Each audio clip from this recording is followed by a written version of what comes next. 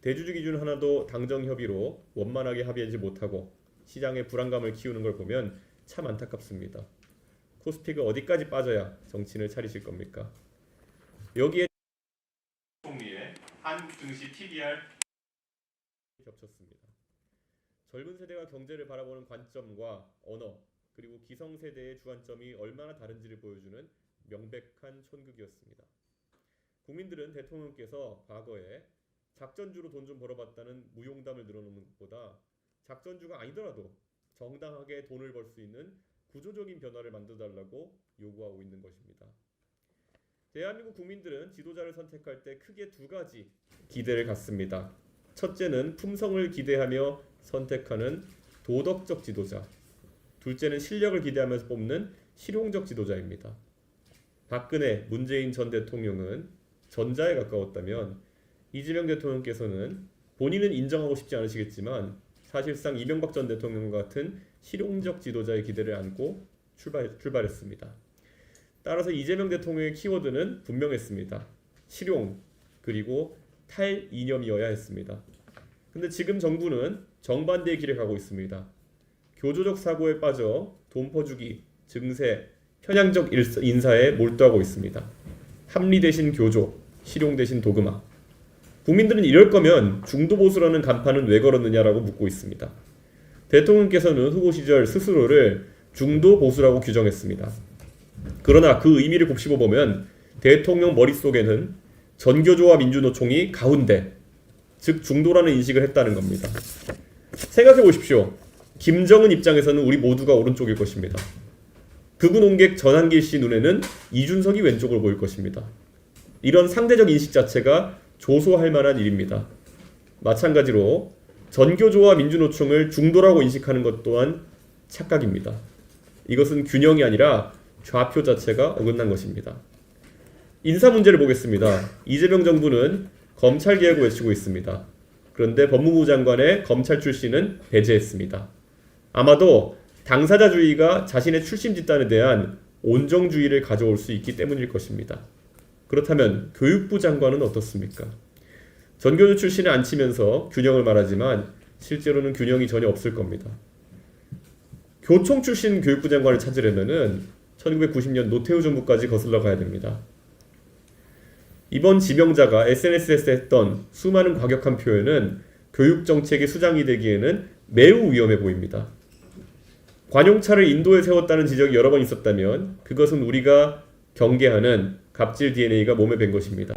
그리고 천안함 피격 사건을 두고 이스라엘 잠수정과 충돌했다라는 음모론을 믿었다면 그것도 황당합니다. 제가 지난 대선 토론 때도 짚었지만 천안함 관련 음모론을 믿을 정도면은 부정선거도 믿었을 가능성이 높습니다. 그런데 이러다가 교육부 장관 청문회에서 최경진 후보자가 과거에 부정선거는 안 믿었는지 따져물어야 할 판 아닙니까? 며칠 뒤에 대통령께서는 아주 중요한 정상회담에 나가십니다.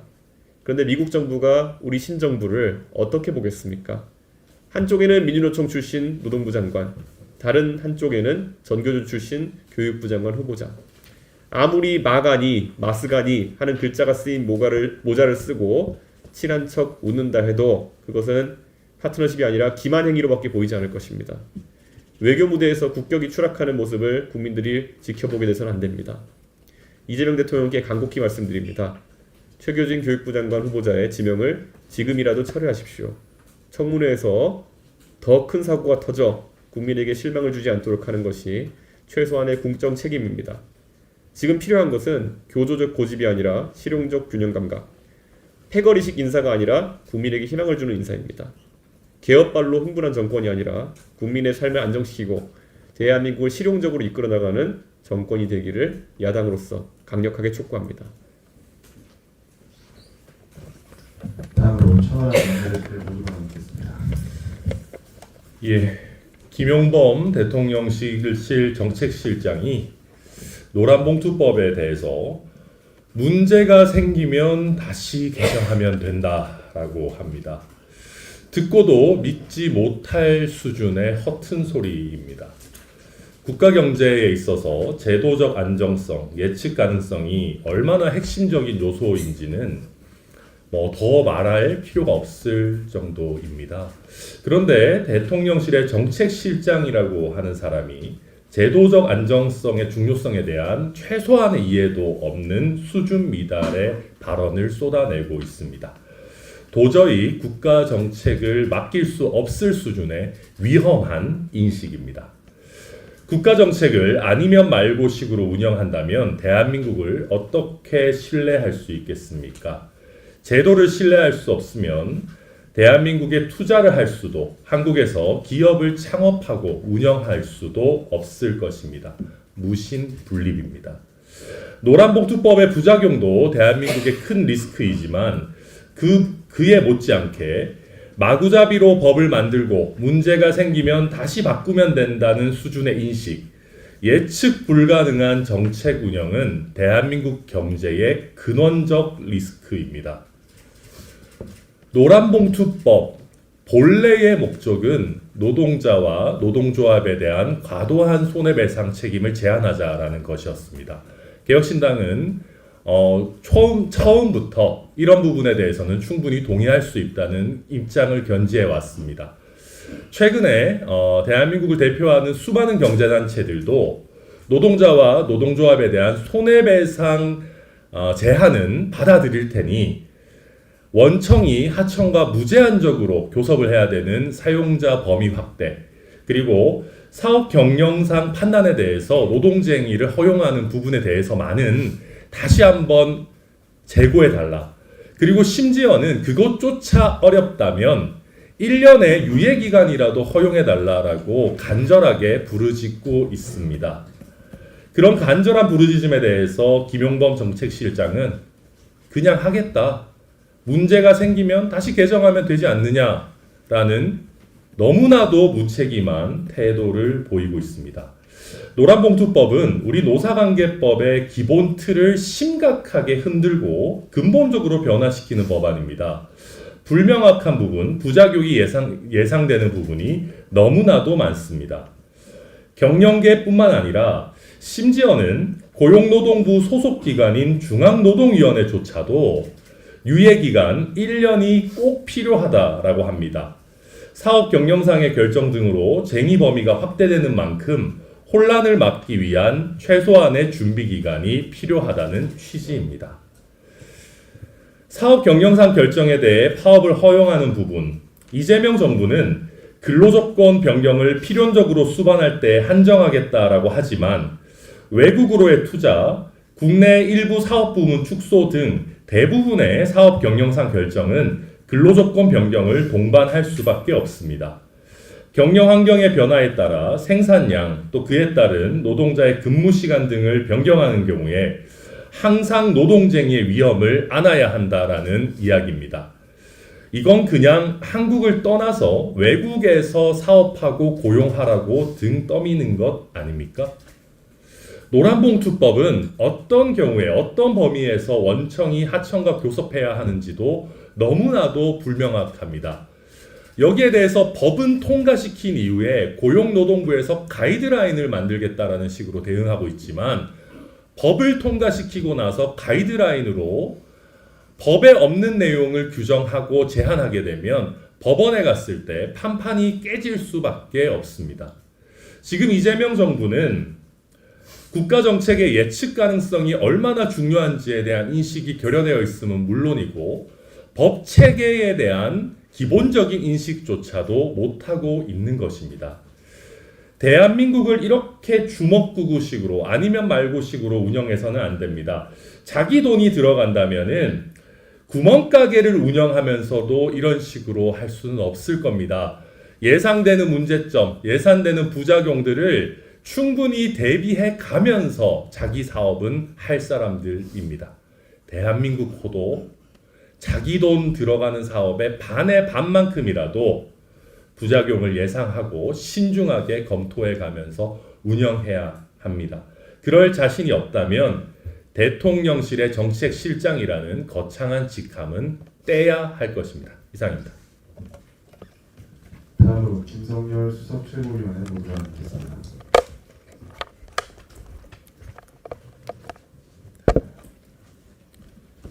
예, 또다시 소방관이 목숨을 잃는 안타까운 사고가 발생했습니다. 소방관은 국민의 생명과 안전을 지켜주는데 정작 소방관은 누가 지켜주는지, 정부는 대체 무엇을 하고 있는지 따져 묻지 않을 수 없습니다. 이태원 참사 구조활동에 참여한 뒤 트라우마로 치료를 받은 소방관만 1,316명입니다. PTSD, 우울증, 수면 문제, 하나 이상의 위험군에 해당하는 소방관이 무려 23,000여 명에 이른다고 합니다. 뿐만 아니라 외상도 심각해서 소방관들은 1년 동안 평균 6번 정도의 외상 사건을 겪고 있습니다. 2개월에 한 번꼴로 다치고 있는 겁니다. 이 정도면 직업이 아니라 전쟁입니다. 소방관들의 죽음은 단순한 순직이 아닙니다. 인력 부족, 장비 노후와 정신건강 지원의 부재가 만든 구조적인 사회적 타살이며 이를 방조 내지 방임하고 있다는 점에서 정부가 가해자라 할 것입니다. 청도 열차 사고도 마찬가지입니다. 최소한 열차가 오는 것을 보고 알려주는 열차 감시원만 뒀어도 발생하지 않았을 사고입니다. 민간 기업조차 이런 기초적 안전수칙을 어겨서 발생하는 사고는 많지 않습니다. 하물며 공기업인 코레일에서 이런 참사가 발생하다니 어이가 없을 정도입니다. 고 김용균 씨에 이어서 김충현 씨마저 또다시 산재로 목숨을 잃은 그곳도 서부발전, 그곳도 역시 민간 기업이 아닌 공기업입니다. 정부가 먼저 정신을 차려야 합니다. 산재가 발생하는 민간 기업에 엄벌을 요구하기 전에 군인과 경찰, 소방공무원부터 챙기십시오. 공공기관과 공기업의 산재부터 막으십시오. 명령권자는 나부터 잘해야 명이 서는 법이라는 점 명심하기 바랍니다. 한 가지만 더 말씀드리겠습니다. 주식시장 관련해서 구윤철 경제부총리의 무식한 답변이 충격적입니다. 우리나라 주식시장의 PBR이 10이라고 말했습니다. 단순 말실수가 아니라 아예 주식시장 자체를 이해하지 못하고 있는 것입니다. 남북관계 때문에 코리아 디스카운트가 있다. 이 말 역시 호랑이 담배 피던 시절 이야기입니다. 한마디로 경제수장으로서 자격이 없는 답변입니다. 이렇게 주식시장에 대한 이해도가 낮다 보니까 코스피 5천 간다면서 오히려 양도세 대주주 요건을 10억으로 낮추겠다면서 시장에 찬물을 뿌리고 있는 거 아니겠습니까? 또한 PBR도 모르면서 무슨 스테이블 코인을 하겠다고 저렇게 고집하는지, 코인 시장에 대해서 뭘 알고나 이야기하는 것인지 의문이 들지 않을 수 없습니다. 민주당 정부의 가장 큰 위험은 경제를 모르고 경제를 이념으로 대하고 어리석게 시장과 싸우려 만든다는 점입니다. 경제 바보라는 게 가장 큰 문제입니다. 예전에는 가난은 나라님도 못 막는다고 하였으나 이제는 가난 못 막으면 내려와야 됩니다. 민주당과 이재명 정부는 북한에 되도 않는 짝사랑 구해보낼 시간에 경제 공부 한 글자라도 더하길 간곡히 당부합니다. 이상입니다. 다음은 주의사 최고위원회 모두 발언이 있겠습니다. 네, 안녕하십니까. 주의삭 최고위원입니다. 지역에서 일어난 부끄러운 사례들을 좀 얘기하려고 합니다. 지난 18일 대전시의회에서는 송모 의원에 대한 제명안 표결이 있었습니다. 송 의원은 총선 당시 캠프에서 함께 일하던 20살 이상 차이나는 여성을 성추행한 혐의로 지난 7월 법원에서 징역 6개월에 집행유예 1년을 선고받았습니다. 국민의힘 소속이었다가 탈당해서 무소속이 되었고 제명안은 결국 부결되었습니다. 시민들은 이를 두고 제 식구 감싸기가 아니냐며 비판을 하고 더불어민주당과 조국혁신당, 정의당, 진보당까지도 국민의힘을 비난하고 있습니다. 근데 반대로 비슷한 일은 전북 전주시에도 있었습니다.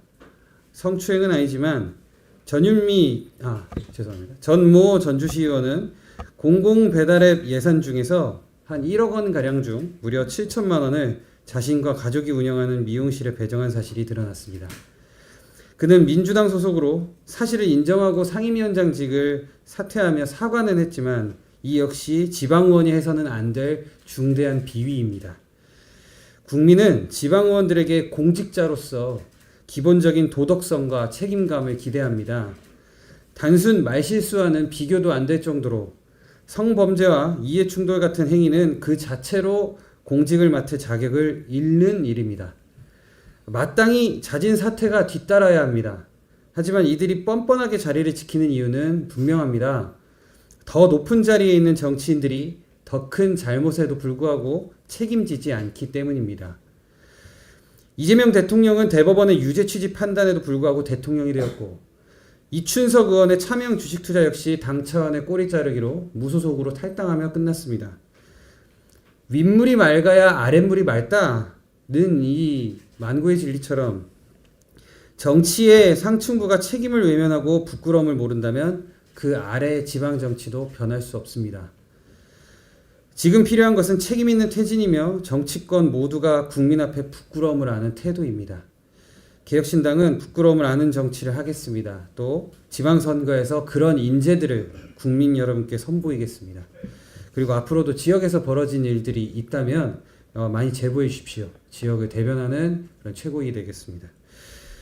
최근 국민의힘 전당대회에서 또 청년 최고위원 후보들이 지방의원들의 표를 의식해서 1의원 1정책지원관 제도를 공약으로 내세우고 있습니다. 나름 정책 공약 경쟁을 하는 것에 대해서는 평가합니다만, 이 사업, 이 정책지원관 제도의 본래 취지를 크게 왜곡하는 주장이라 평가를 하고 있습니다. 정책지원관은 2022년부터 시행된 인력지원 제도로 지방의원의 의정활동과 정책 역량 강화를 보완하기 위해서 의원 정수의 2분의 1 범위에서 임용할 수 있도록 마련된 제도입니다. 이들은 엄연히 지방 공무원으로서 정치적 중립을 지켜야 하는 보직입니다.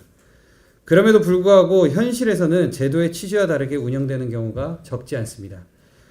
일부 의원들은 정책지원관을 개인 비서처럼 부리고 있는데, 현재 SNS 관리, 행사, 서류 작업, 심지어 정당 활동에 대한 지원까지 요구하기도 했습니다. 최근 모 정당에서 열정적으로 무슨 당원, 돈 내는 당원이죠, 권리당원을 열정적으로 모집하는 과정에서 이 당원서 정리를 이 정책지원관에게 지시한 사례까지도 제보받고 있습니다. 이는 의원들의 평판에 따라 재계약 여부가 결정되는 이 임기제 공무원인 정책지원관의 처지를 악용한 겁니다. 이러한 상황에서 1인 1지원관 확대를 주장하는 것은 결국 지방 의원들에게 개인 비서를 한 명씩 배정하겠다는 것과 다르지 않습니다. 이는 제도의 남용을 제도화하는 것이고 지방의회의 정책 역량 강화에서도 전혀 도움이 되지 않습니다. 역량이 부족한 의원들에게 날개를 달아주는 것과 같고 되려 불필요한 특혜를 주는 결과로 이어질 수 있습니다. 더 쉽게 말하자면 강선우 의원 같은 그런 갑질 사례가 많아질 것입니다. 지방의원에게 필요한 것은 개인 비서가 아니고 정책 역량을 키울 수 있는 제도적 환경입니다. 지방의원의 전문성을 높이고 자치 역량을 강화할 수 있는 방향의 정책 경쟁이야말로 지방 정치를 살리는 길입니다. 저는 정치인들의 공약이 이러한 현실적이고 구체적인 고민 위에서 출발하면 좋겠습니다. 그래도 정책 공약을 바탕으로 경쟁하는 것은 응원하겠습니다. 이상입니다. 다음으로 김정철 최고위원의 의견이 있겠습니다. 국민 여러분, 오늘 우리가 마주한 정치 현실은 참으로 안타깝습니다. 정치가 국민을 향한 것이 아니라 극단적 유튜브 채널에 종속되고 있는 것 같기 때문입니다. 다양한 색깔을 가진 유튜브 채널과 컨텐츠는 민주주의를 발전시키는 데 기여할 수 있다는 것도 분명한 사실입니다. 그렇지만 원칙과 상식을 말하는 사람이 오히려 조롱거리가 되는 작금의 이상한 정치 현실 속에서 국민을 위한 정치가 꽃을 피우는 것은 불가능하다고 할 것입니다. 윤석열 전 대통령과 김건희 여사는 국민 앞에서 진실을 설명하기보다는 극우 유튜버들의 편향된 콘텐츠의 힘을 빌려 부정선거 등 왜곡된 거짓 사실들을 선전해 왔습니다. 그리고 그 거짓 프레임으로 국민을 기만하고 상대방을 공격하는 수단으로 이용했습니다. 검증이 없는 선동, 사실 왜곡, 음모론이 국정소통에 탈을 쓰는 순간 민주주의는 허물어지고 정치의 원칙과 상식도 무너집니다. 또 한쪽에서는 국회의장이라고 하는 중립성이 가장 중요한 헌법기관의 수장이 매불쇼라는 특정 유튜브에 출연하는 일이 벌어졌습니다. 우원식 의장의 특정 진영에 치우친 정치 유튜브에 출연하는 것은 입법부 최고 책임자의 품격을 스스로 내려놓는 일뿐만 아니라 당적을 가질 수 없는 국회의장의 중립성에 심각한 의문을 갖게 합니다. 의장의 자리는 국민의 권리와 헌법을 지켜내는 엄중한 자리여야 합니다.